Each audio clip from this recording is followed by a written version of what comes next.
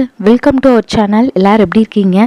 Book எடுத்து வச்சாவே ஒரே சோம்பேறித்தனமாக இருக்கா? உங்கள் சோம்பேறித்தனத்தை விரட்டி அரசு தேர்வில் வெற்றி பெறத்துக்கான ஒரு சூப்பர் ட்ரிக்ஸ் நான் உங்களுக்கு சொல்ல போகிறேன். இது உங்களுக்கு கண்டிப்பாக யூஸ் ஆகும். வீடியோவை ஸ்கிப் பண்ணாமல் பாருங்கள். வீடியோக்குள்ளே போகிறது மூலம் சேனலை சப்ஸ்கிரைப் பண்ணிக்கோங்க. வாங்க வீடியோக்குள்ளே போகலாம். படிக்கணும்னு நினச்சதா புக்கு திறக்கிறோம். ஆனால் பக்கத்தை வாசிக்கும் போதே கண்ணு சொக்கிடுதா, இல்லை கொஞ்ச நேரம் ஃபோன் பார்த்துட்டு படிக்கலாம் அப்படின்னு சொல்லி தோணுதா? ஃபோனை எடுத்தால் நாள் கணக்காக ஃபோன் பார்க்குறீங்களா? புக்கை பார்த்தா ஒரே டயர்டாகி தூங்குறீங்களா? கவலைப்படாதீங்க, இது உங்கள் தப்பு இல்லை. உங்கள் மூளையோட ஒரு சின்ன சின்ன ட்ரிக்ஸ் இருக்குது, அந்த மூளைக்கு நல்ல சுறுசுறுப்பு கொடுக்கறதுக்கு. அது என்னங்கிறத நான் இன்றைக்கி உங்களுக்கு சொல்கிறேன். நீங்கள் என்ன படிக்கிறதுனாலும் சரி, டிஎன்பிஎஸ்சி, டெட்டு, எஸ்எஸ்சி, அந்த மாதிரி ஆர்ஆர்பி, எந்த எக்ஸாம் படிக்கிறீங்கன்னா இருந்தாலும் சரி, அரசு பணிக்காக படிச்சுட்டு இருக்கீங்களா, உங்கள் சோம்பேறித்தனத்தை எப்படி விரட்டுறதுங்கிறது ஒரு சின்ன விஷயம் தான். அதை பற்றின நான் வீடியோவாக இன்றைக்கி நான் உங்களுக்கு சொல்ல போகிறேன்.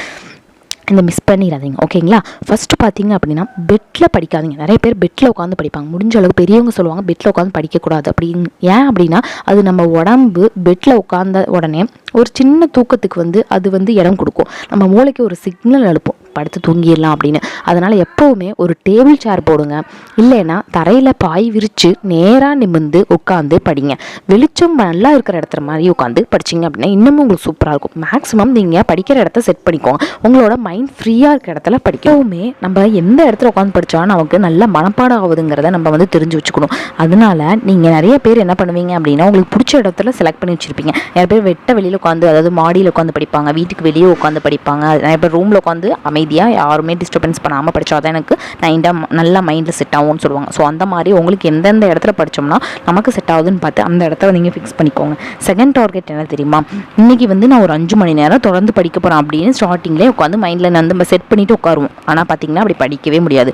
நீங்கள் அப்படி சொல்லி படிக்க ஆரம்பிச்சிட்டிங்கனாவே உங்கள் மூளை ரொம்பவே சோம்பேறித்தனம் ஆயிரும். அது பயந்து போய் ரொம்ப சோம்பேறித்தனம் ஆயிடுச்சுன்னா என்ன பண்ணுவோம்? ஐயோ இவ்வளோ நேரம் படிக்கணுமா அப்படிங்கிறது உங்கள் கவனத்தை நீங்கள் படிச்சுக்கிட்டே இருப்பீங்க. ஆனால் உங்கள் கவனம் வேற எங்கேயோ இருக்கும். நீங்கள் படித்தது ஒன்றுமே உங்களுக்கு மனப்பாடமே ஆகாது. ஆனால் நீங்கள் படிக்கிறீங்கிற ஒரு சாட்டிஸ்ஃபேக்ஷனோட நீங்கள் படிச்சுட்டு இருப்பீங்க, ஆனால் எந்த ஒரு பயனும் இல்லாதனால. ஸோ நீங்கள் என்ன பண்ணணும் அப்படின்னா, வெறும் 25 மினிட்ஸ் மட்டும்தான் நீங்கள் முழு கவனத்தோடு படிக்க முடியும். ஸோ அந்த 25 நிமிஷம் நல்லா எந்த அளவுக்கு படிக்க முடியுமோ ஸ்ட்ராங்காக மைண்டில் ஏற அளவுக்கு படிச்சுக்கோங்க. அடுத்து ஒரு 5 மினிட்ஸ் பிரேக் எடுங்க. அதில் ஒரு ரவுண்ட் நடந்துட்டு வாங்க, வெளியே வாக்கிங் போகிற மாதிரி ஜஸ்ட். அப்புறம் தண்ணி குடிங்க, ரெஸ்ட் ரூம் போங்க, அப்புறம் உங்களுக்கு பிடிச்சது ஏதாவது சாப்பிடுங்க. உடம்பை நல்லா டீஹைட்ரேட் ஆகாமல் ஹைட்ரேட்டாக வச்சுக்கணும். அதனால் தண்ணி அடிக்கடியாக குடிக்கிறது அவசியம். படிக்கும்போது நமக்கு ரொம்பவே ஸ்ட்ரெஸ்ஃபுல்லாக இருக்கும். சில டாபிக்ஸ்லாம் பார்த்திங்கன்னா ஸ்ட்ரெஸ்ஸாக இருக்கும், சில டாபிக்ஸ்லாம் நல்லாவே சூப்பராக ஒரு ஆர்வமாக போகும். ஸோ தொடர்ந்து ஒரு 25 நிமிஷம் படிக்கிறோம் அப்படின்னா அதை நீங்கள் எப்படி படிக்கணும், அதை எப்படி நம்ம ரொம்பவே சோம்பேறித்தனம் இல்லாமல் மேனேஜ் பண்ணுறதுங்கிறதுக்கு நீங்கள் சைடில் அப்பப்போ கொஞ்சம் ஏதோ ஒன்று உங்களவே இங்கே சந்தோஷப்படுத்துற மாதிரி பண்ணிக்கணும். இதை தான் பொமோடோரோ அப்படின்னு சொல்கிற ஒரு டெக்னிக்காக சொல்லிட்டு இருக்காங்க. ஸோ நீங்கள் 25 மினிட்ஸ் மட்டும் படிச்சுட்டு மீதி ஒரு 5 நிமிஷம் போய் நடந்துட்டு வந்துட்டு அதுக்கப்புறம் மறுபடியும் உங்களோட படிப்பை ஸ்டார்ட் பண்ணலாம்.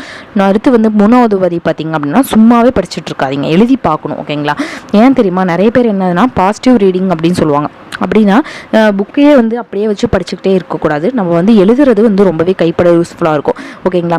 ஸோ நீங்கள் எந்த அளவுக்கு புக்கை படிச்சுட்டு அதில் இருக்கிற முக்கியமான பாயிண்ட்ஸை, ஹிண்ட்ஸ் அது மாதிரி எடுத்து எழுதி வச்சுக்கிறீங்க அப்படின்னா அது உங்களை திரும்ப திரும்ப பார்க்க வைக்கும்போது நல்லாவே மனப்பாடம் ஆகும். ஒரு தாட்டி நீங்கள் 10 தாட்டி மனப்பாடம் பண்ணி படிக்கிறதுக்கும் 2 தாட்டி எழுதுறதுக்கும் ஈக்குவலான கான்செப்ட் தான் அப்படின்னு சொல்கிறாங்க. ஸோ எப்போவுமே நீங்கள் எழுதி பார்க்குறது ரொம்பவே யூஸ்ஃபுல். அதுவும் மேக்ஸ் ஸ்டூடெண்ட்ஸ்லாம் கண்டிப்பாக மேக்ஸை போட்டு பாருங்கள்.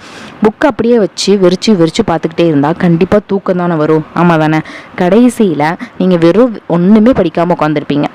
இப்போ கடையில் ஒரு 20 ரூபா நோட்டு, உங்களுக்கு எந்த மாதிரி நோட்டு பிடிச்சிருக்கோ அந்த மாதிரி நோட்டு வாங்கிக்கோங்க. நோட்லேயே உங்களுக்கு பிடிச்ச மாதிரி இருந்தால் தான் உங்களுக்கு எழுத முடியும். நிறைய பேர் மட்டி நோட்டு எழுத ஆசைப்படுவாங்க. நிறைய பேர் ஒயிட் கலர் பிளைன் நோட் எழுத ஆசைப்படுவாங்க. நிறைய பேர் கோடு போட்ட நோட் எழுத ஆரம்பிப்பாங்க. ஸோ உங்களுக்கு எந்த மாதிரி நோட் பிடிச்சிருக்கோ அதை செலக்ட் பண்ணி படிக்கும்போது முக்கியமான இப்போ வரலாற்று வருஷம், அரசர்கள் பெயர், இப்போ மேக்ஸ் சம்மு, இந்த மாதிரி மேக்ஸ் ஃபார்முலா, இந்த மாதிரி எல்லாமே இருக்கும் இல்லையா, அது எல்லாத்தையுமே நோட் பண்ணி வச்சுக்கோங்க. உங்கள் கையும் கண்ணும் ஒன்றா வேலை செய்யும்போது தூக்கம் உங்கள் பக்கத்தில் கூட வராது, ஓகேங்களா? அடுத்து 5th பார்த்தீங்க அப்படின்னா, இப்போ மதிய நேரம்லாம் நீங்கள் ஓஎம்ஆர் டெஸ்ட் போட்டு பாருங்கள். ஏன்னா மதிய நேரத்தில் சாப்பிட்டோம் அப்படின்னா ஒரு 2 மணிலேருந்து 4 மணி வரைக்கும் கண்டிப்பாக ரொம்ப சோம்பேறித்தனம் உச்சக்கட்டமாக இருக்கும். சாப்பிட்டோன்னே தூக்கத்தில் தான், நல்ல தூக்கத்தில் எல்லாம் மதப்போம். ஆனால் அந்த நேரத்தில் தியரி படிக்காதீங்க, தயவு செஞ்சு தியரி படிச்சிடாங்க. அதில் தியரி படிக்கிறதுனா எல்லாம் கதை கான்செப்டாக படிங்க. மனப்பாடம் பண்ணுற தியரி சுத்தமாக எடுத்துடாதீங்க. சில ஓஎம்ஆர் ஷீட்டில் பிரிண்ட் எடுத்து வச்சுக்கோங்க. பிரிண்ட் எடுத்து வச்சிட்டிங்க அப்படின்னா லாஸ்ட் இயர் போன வருஷத்தோட கொஷின் பேப்பர்ஸ்லாம் இருக்கும் இல்லையா, அதெல்லாம் வந்து நீங்கள் அந்த நேரத்தில் சால்வ் பண்ணி பார்க்கலாம். அது வந்து சால்வ் பண்ணி ஷேட் பண்ணும்போது உங்கள் மூளை ரொம்பவே ஆக்டிவ் ஆயிரும். இந்த கொஷினுக்கு என்ன ஆன்சர் வரும், எப்படி வரும், நம்ம இது படிக்கலையே, இது எப்படி படிக்கிறது, என்ன படிக்கிறது, இந்த மாதிரி யோசிக்கும். ஸோ இப்போ நான் சொன்ன இந்த மெத்தடை நீங்கள் ஃபாலோ பண்ணுங்கள். ஏன்னா நீங்கள் ரொம்ப நேரம் படிக்கவே கூடாது. தொடர்ந்து ஒரு 25 மினிட்ஸ் படிக்கணும், ஒரு 5 நிமிஷம் ரெஸ்ட் எடுக்கும், மறுபடியும் படிக்கணும். எப்பவுமே வந்து தொடர்ந்து படிச்சுட்டே இருக்காமல் நோட்டில் எழுதி பார்க்கணும். மூளையை வந்து எப்பயுமே ரெஃப்ரெஷ்ஷாக இருக்கிறதுக்காக எந்த பிளேஸ் கரெக்டான இடமோ அந்த பிளேஸஸ் சூஸ் பண்ணணும். அப்புறம் மதிய டைம்லலாம் நீங்கள் OMR ஷீட் எடுத்து லாஸ்ட் ப்ரீவியஸ் கொஷின்ஸ் பேப்பர் அதெல்லாம் எடுத்து போட்டு டெஸ்ட் எழுதி பார்க்கணும். ஸோ ஃப்ரெண்ட்ஸ், இன்றைக்கி நீங்கள் பார்க்குற இந்த சோம்பேறித்தனம் வந்து ரொம்பவே தற்காலிகமானது தான். ஆனால் இதை ஜெயிச்சு நீங்கள் வாங்க போகிற அரசு வேலைங்கிறது நிரந்தரமானது. நீங்கள் படிக்க சோம்பேறித்தனம் படுற ஒவ்வொரு நிமிஷமும் தமிழ்நாட்டில் இன்னொருத்தர் வந்து வெறியோடு படிச்சுட்ருக்காங்கிறத மறந்துடாதீங்க. உங்கள் அப்பா அம்மாவோட கனவை நினச்சி பாருங்கள். சோம்பேறித்தனம் பறந்து போயிடும். All the best. இந்த வீடியோ உங்களுக்கு ரொம்பவே பிடிச்சிருக்கும்னு நினைக்கிறேன். இந்த வீடியோ பிடிச்சிருந்துச்சு அப்படின்னா மறக்காம நம்ம சேனலை சப்ஸ்கிரைப் பண்ணிக்கோங்க, லைக் பண்ணிக்கோங்க, ஃப்ரெண்ட்ஸ் அண்ட் ஃபேமிலிக்கு ஷேர் பண்ணுங்கள். தேங்க்ஸ் ஃபார் வாட்சிங். Sunshine, sunshine. I think I found it now. What I've been looking for. Isn't it beautiful? It's got my head all up in the clouds. I think I found it now.